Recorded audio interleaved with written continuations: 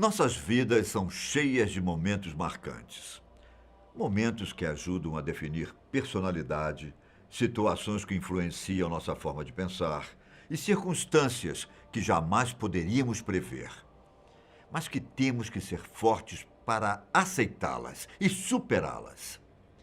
Após perder a mãe, o pai, irmão e avó em uma tragédia na própria casa, a pequena Maria se viu em uma encruzilhada que poucas pessoas já enfrentaram. Como seguir em frente? Meu nome é Ivan Lima. Sejam bem-vindos. O ano era 2013. O local, a casa de uma família na cidade de Laichevo, que fica na República do Tartaristão, na Rússia. Era um dia comum.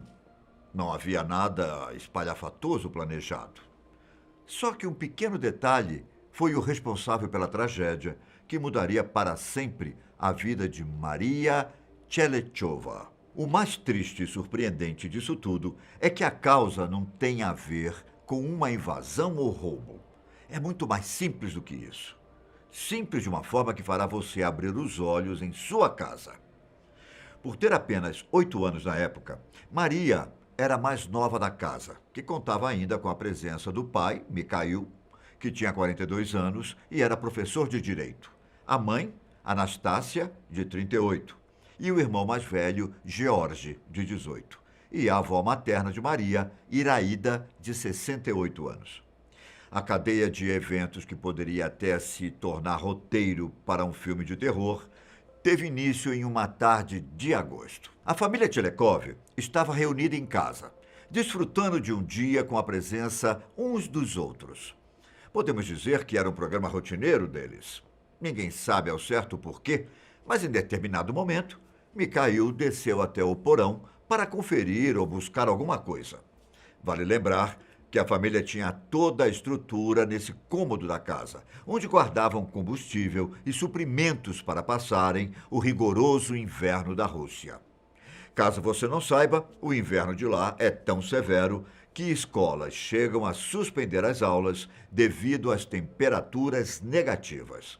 Sendo assim, não é estranho supor que havia muita comida no porão da família Tchelechov. Um recurso que evitaria que eles passassem por necessidades ou precisassem sair no frio para fazer compras. E entre os alimentos estocados lá, as batatas acabaram sendo as responsáveis pela morte de 4 dos 5 familiares. Elas estavam no cômodo há um tempo. Então, quando Mikhail desceu até lá, boa parte das batatas, se não todas, já estavam podres.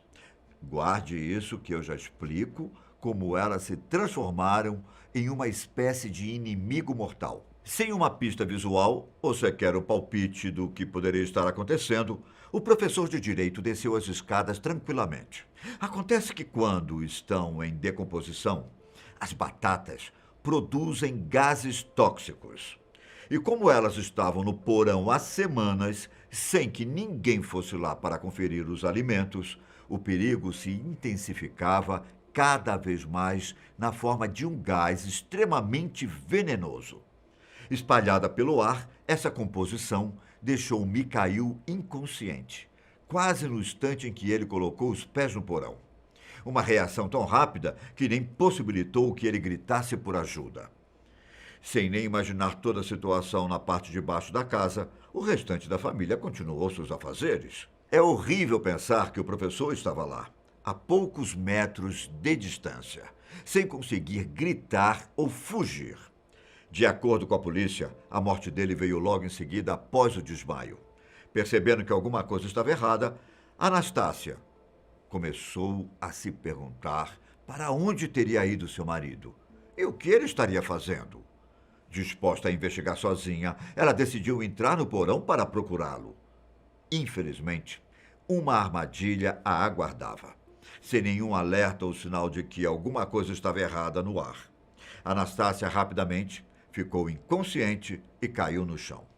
O gás venenoso tinha acabado de fazer mais uma vítima na família.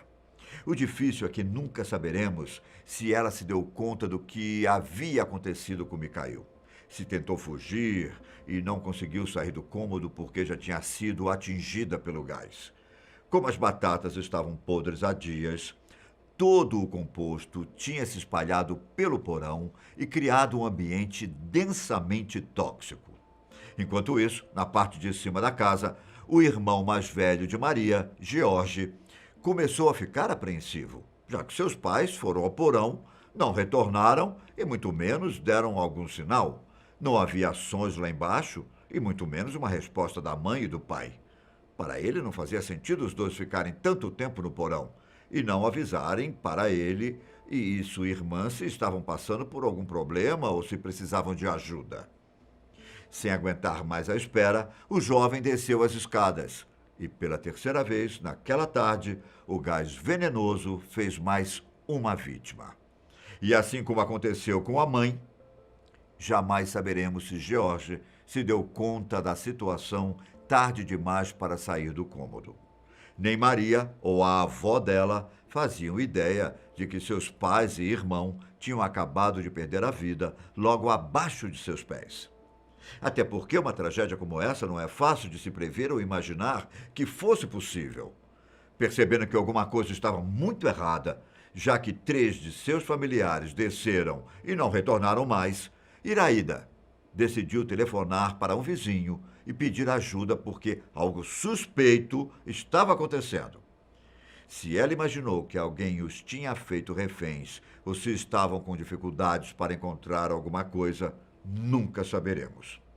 Infelizmente, Iraída não esperou a chegada de outras pessoas e decidiu descer até o porão sozinha.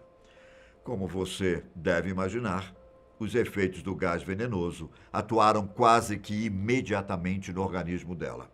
E assim como Mikhail, Anastácia e George, Iraída também não resistiu e faleceu no local. Só que, ao contrário de seus familiares, a idosa deixou a porta do porão aberta. A polícia acredita que cada um que entrou antes acabou fechando a porta, o que manteve o gás concentrado no local. O ato de deixar a porta aberta, feita por descuido ou de maneira proposital, foi crucial para que não houvesse mais mortes naquele dia. A abertura facilitou a dispersão do gás venenoso para fora do porão, deixando o ar do ambiente mais limpo. E isso também salvou a vida de Maria, que acabou descendo até o porão antes do serviço de emergência chegar. Você sabe o que ela encontrou por lá, não é?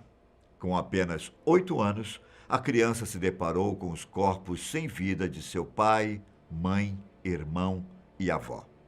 Uma cena forte demais para qualquer pessoa.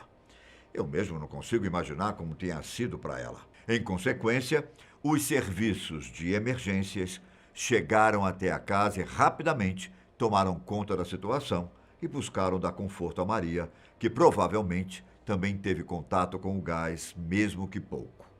Após uma rápida investigação, um dos policiais concluiu que a causa das mortes teria sido por intoxicação aos gases liberados pelas batatas podres. Veja, existem compostos químicos nas batatas chamados de glicoalcaloide. Esses mesmos compostos, por sua vez, podem ser encontrados em outras plantas venenosas. Só que no caso das batatas, os mais presentes são o alfa-chaconina e o alfa-solanina. Em determinadas circunstâncias, esses compostos podem afetar o sistema nervoso e gerar fraqueza e confusão. Normalmente, o cozimento é capaz de destruí-los, mas caso não sejam, eles podem se tornar extremamente tóxicos aos seres humanos, causando dores de cabeça, cãibras e até a morte. Sendo assim, a concentração de glicoalcaloide aumenta à medida que as batatas apodrecem. Por mais que esse tipo de envenenamento seja raro, é preciso prestar bastante atenção para evitar que aconteça em nossas famílias. Um relato do ano de 1979 conta que pouco mais de 170 alunos de uma escola de Londres desmaiaram quando chegaram à instituição. O motivo? Algumas batatas ficaram dentro dos armários durante as férias. E, claro, apodreceram. A sorte foi que todos os alunos se recuperaram do susto. Da mesma forma, entre 1952 e 1953, durante a Guerra da Coreia, Alguns norte-coreanos precisaram comer batatas podres como refeição. Como você deve imaginar, isso não terminou nada bem para eles. Estima-se que ao menos 320 pessoas foram intoxicadas na época. Desse número, 52 tiveram que ser hospitalizadas e 22 morreram de insuficiência cardíaca em menos de 24 horas após comerem as batatas. Infelizmente, não há nada que possa ser dito que seria capaz de consolar a pequena Maria. Em uma tarde, sem nem ao menos entender o que estava acontecendo, ela se tornou órfã. Mas ela não ficou sozinha.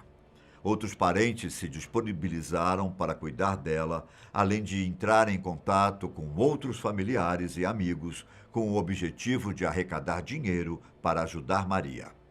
Uma tragédia difícil de acreditar e que é capaz de abrir nossos olhos para coisas simples do dia a dia. Deixa nos comentários a sua opinião e até a próxima. Tchau!